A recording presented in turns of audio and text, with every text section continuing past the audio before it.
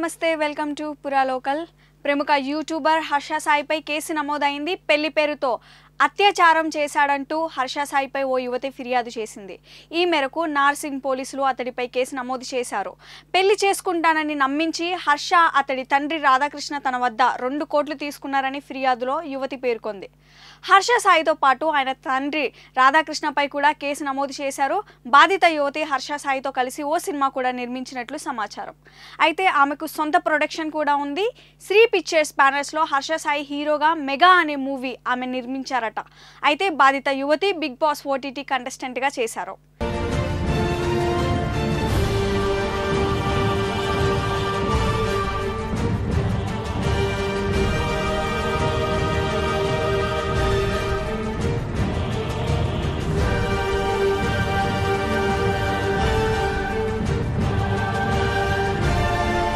ఇది ఇప్పటివరకు నా అప్డేట్స్. మరిన్ని అప్డేట్స్ కోసం చూస్తూనే ఉండండి పురా లోకల్.